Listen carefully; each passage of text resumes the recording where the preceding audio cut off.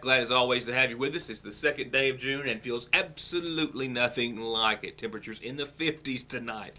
Downright cool. It's going to start to warm up starting tomorrow, and we'll go from the mid and upper 70s to the very low 80s. Some sunshine, some clouds, some showers, and some storms all rolled into your Licking Valley RECC forecast. Headlines tonight include a proposal to lengthen the already existing plans for widening the Mountain Parkway, taking it into another state. And we'll be saying goodbye tonight to a friend and a man who has been an integral, active, and very important part of this community for more than 25 years. It's a sad story with a positive ending, but we'll have to talk about it tonight and maybe shed a tear or two as they were on Sunday. With that said, only a few other reports elsewhere to cover tonight. And the first didn't happen in Kentucky, even though it was Fayette County. It was in Fayette County, West Virginia, and goes to serve as a reminder that we all need to take precautions whenever possible. 3 teenage boys, I believe all 17, were fishing near a pond. Lightning struck a tree yesterday afternoon, sometime after 3 o'clock, and one of them has died as a result of the electrocution. The 2 others were injured, one a little more seriously than the others, but both expected to survive. But one, whose name has not been released, was pronounced dead by the coroner in Fayette County, once again, West Virginia. The Kentucky State Police are weighing in with a press release concerning an investigation that's ongoing into the death of Billy J. Collins. A press release from the Kentucky State Police Post says that Collins has died. An autopsy has been done, the results of which are pending. However, their preliminary investigation indicates that law enforcement acted correctly. There were no criminal actions done on behalf of the officers. Collins died after he was shocked twice by a police taser after confronting police outside the Lawrence County High School graduation. There was a sergeant with the state police in attendance at that graduation, identified as Stephen Wilburn in the press release, and he has indicated in his report that while there, he began to notice that Mr.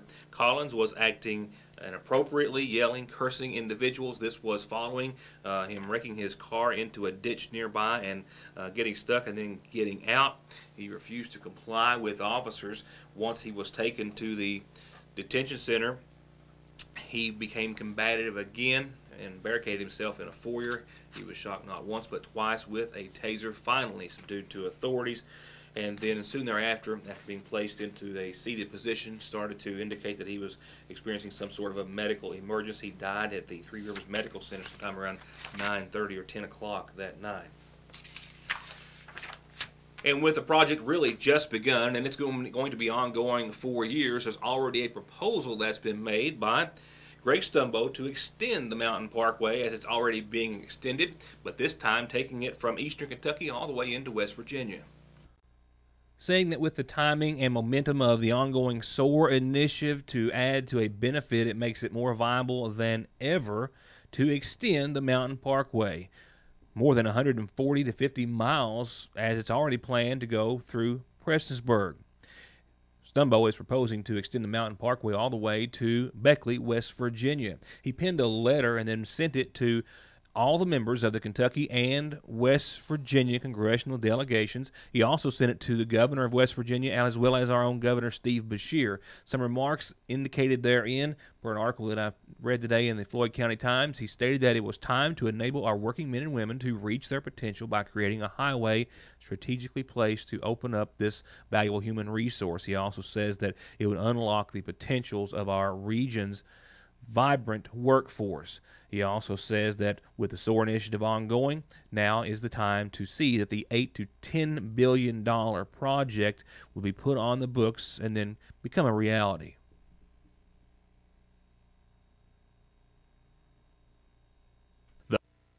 Hey guys, Jason Weffenstedt, sales manager at the all-new Hutch Chrysler Dodge Jeep Ram in Paintsville, Kentucky. Where, as you can tell behind me, we're just weeks away from opening our brand new dealership, and we want to invite everybody down to take a test drive and be entered to win a free vacation package from Hutch Chrysler Dodge Jeep Ram in Paintsville, Kentucky. They're only weeks away from their grand opening, but they're open for business today. So come in and get entered for a vacation package to be given away at the brand new Hutch Chrysler Dodge Jeep Ram in Paintsville. 297-5066.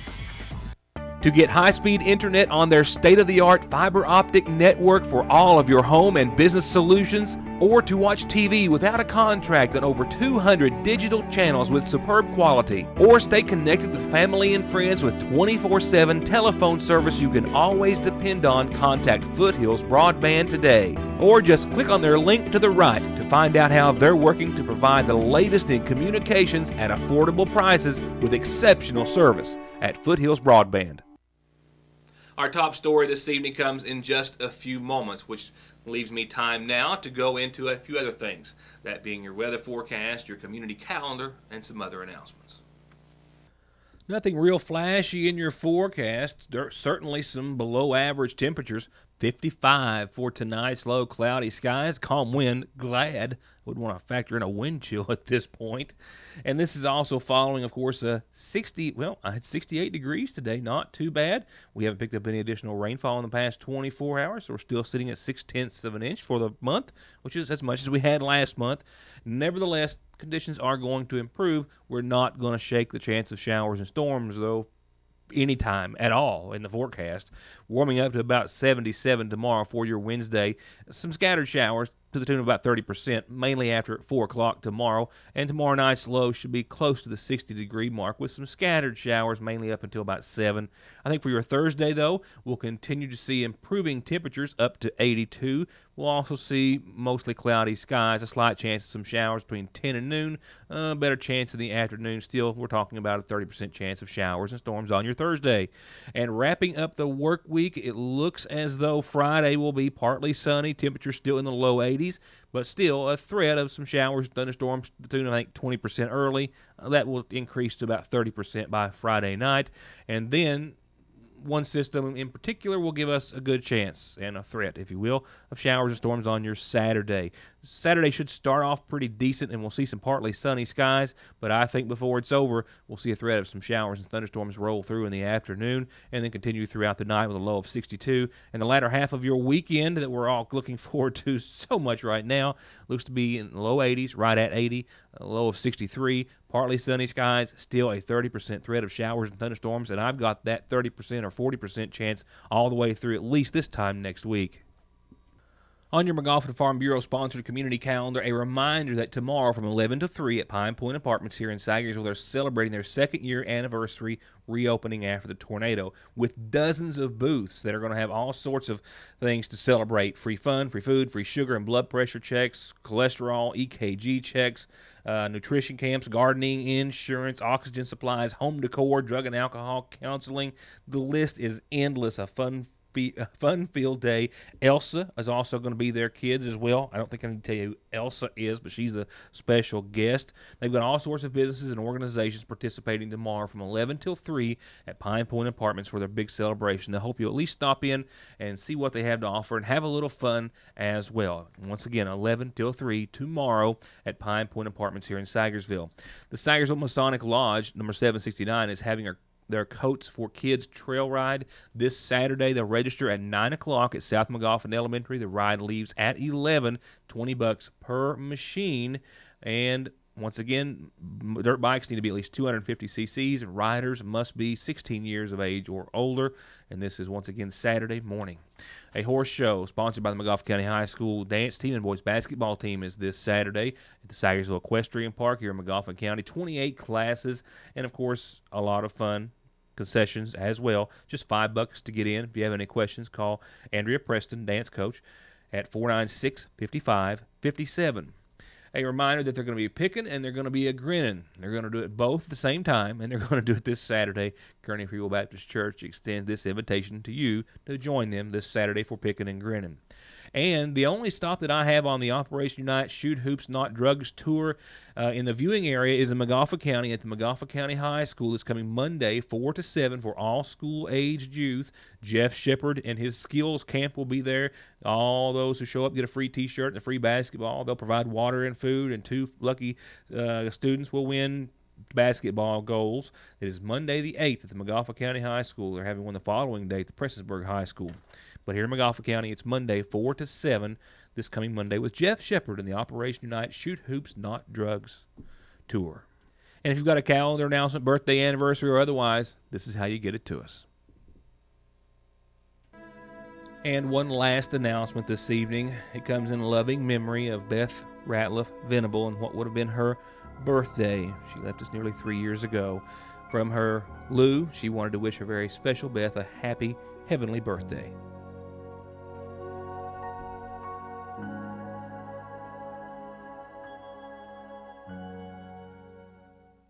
To get high-speed internet on their state-of-the-art fiber optic network for all of your home and business solutions, or to watch TV without a contract on over 200 digital channels with superb quality, or stay connected with family and friends with 24/7 telephone service you can always depend on, contact Foothills Broadband today. Or just click on their link to the right to find out how they're working to provide the latest in communications at affordable prices with exceptional service at Foothills Broadband.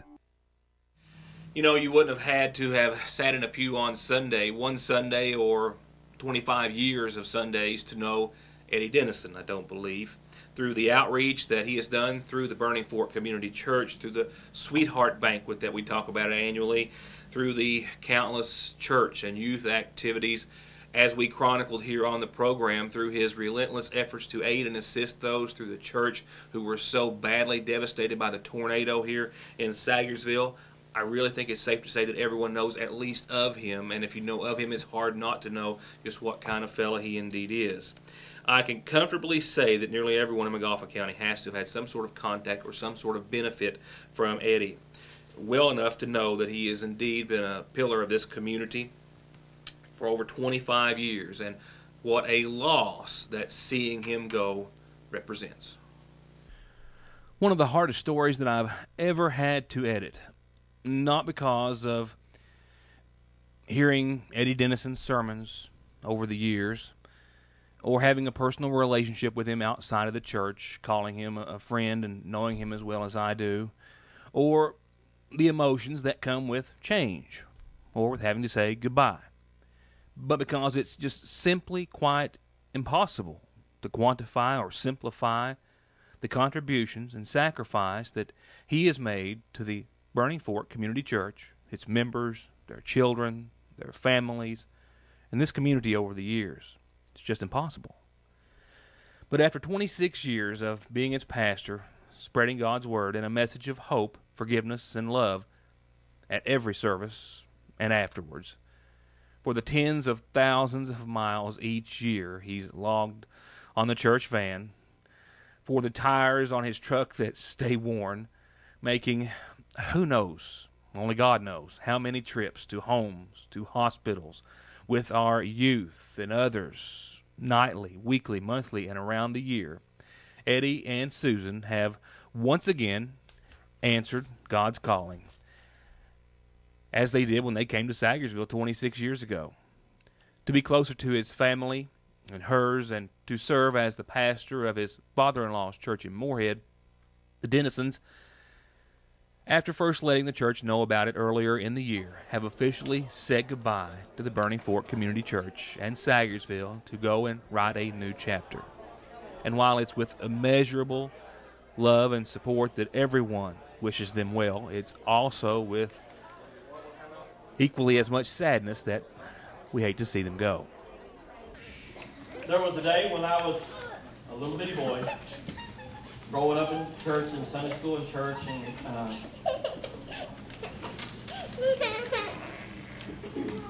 I always went to church. And I was that little boy sometimes that didn't pay attention in Sunday school class. That probably the Sunday school teacher thought, man, what will ever happen to him? Will he ever straighten up? I wasn't disruptive, I don't believe, but I didn't pay attention sometimes. Sure, sometimes I was probably a nuisance.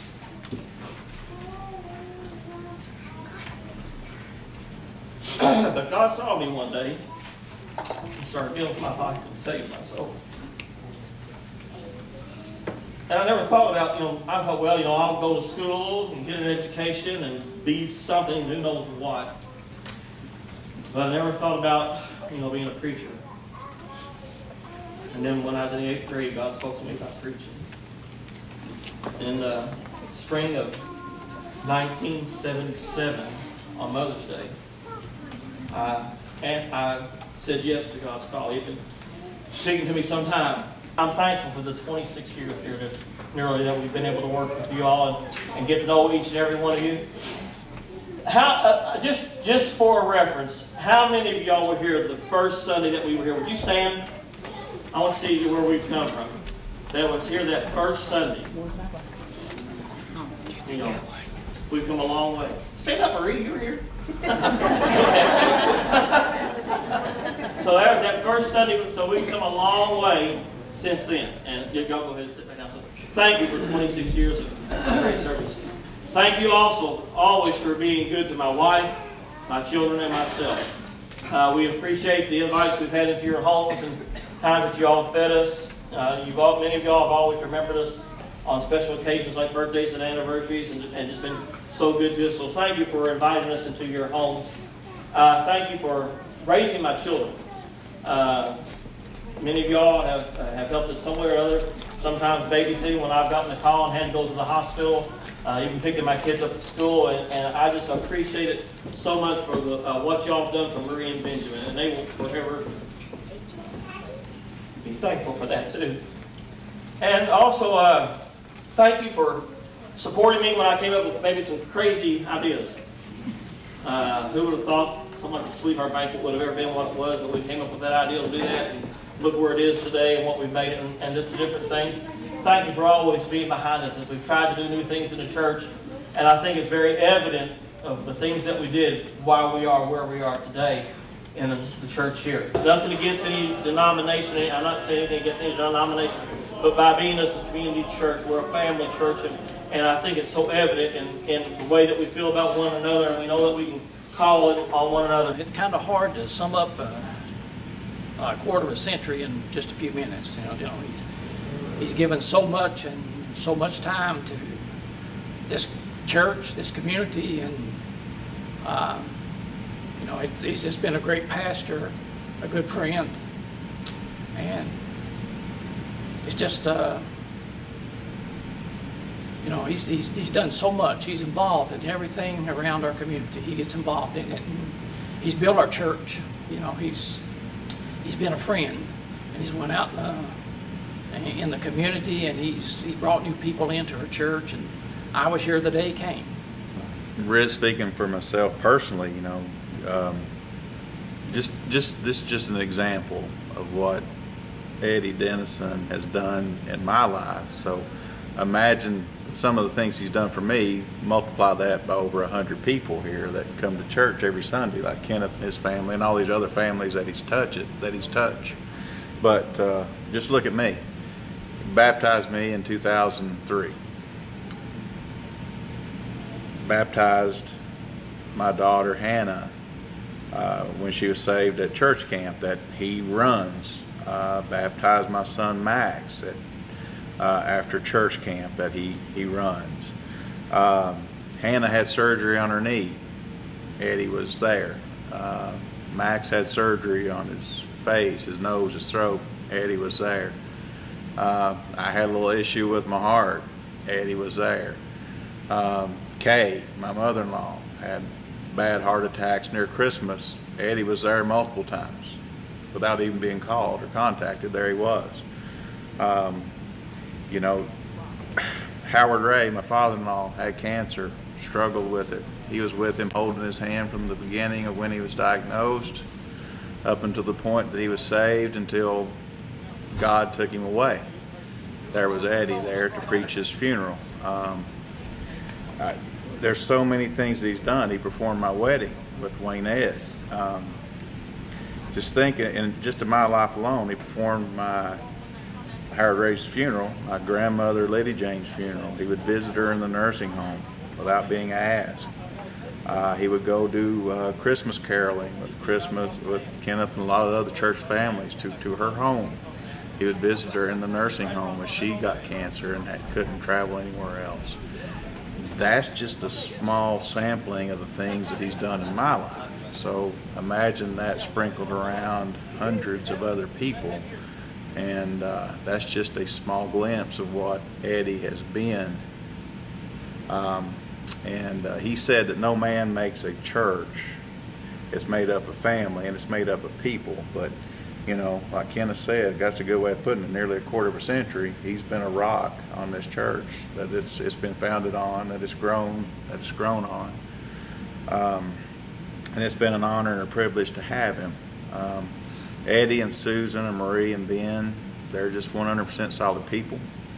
You don't hear any controversy about Eddie Dennison. You don't hear any drama. There's, as much as he's a good pastor, he's just a more incredible human being, at least in my opinion. And I said this earlier, I mean it now, he's more of a friend than he is a pastor, because besides just delivering services that he does each and every Wednesday and Sunday, you see just what little he does to affect a person like me. He's every day, 24/7, all year long. So he's humble, he's a true friend, and he's just a good person. And you know, we'll miss him. We will definitely, he will be missed. And when no one person makes up a church, he's going to be really, really hard to replace. And he's being humble when he says that, because it's not going to be easy to flip a switch and find a new Eddie Dennison. You know, when Eddie first came, he married my son in 1990. Eddie came in 1989, and he was the one who performed the wedding. And 5 years later, he had his funeral to bury him. You know, that's,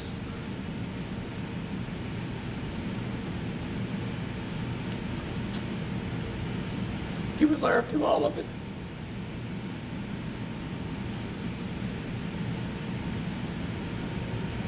And he's just been a super pastor for this church. Again, I want to say thank you to each one of you all for always being here for us. It's been a joy pastoring this church. And we thank God for all the good times, for even the sad times that we've had to cry with one another. We thank the Lord for always being there for us. Thank you all for being a great church family to work with over these past 26 years. We appreciate it very much. Let's pray. And when I spoke to Eddie earlier today about doing the report tonight, I told him, not in so many words, how I felt, as men often do. I told him to the extent that I didn't want to tell him exactly how I felt about him leaving. I didn't want to add any sorrow to a decision that we certainly hope will bring he and his family nothing but joy. It's been a privilege to sit in his church. It's been a privilege to talk to him on this show, and we are all privileged and honored to have had him as a member of this community for so long. Eddie, we wish you the best, buddy. For everyone else, thank you, and have a good night.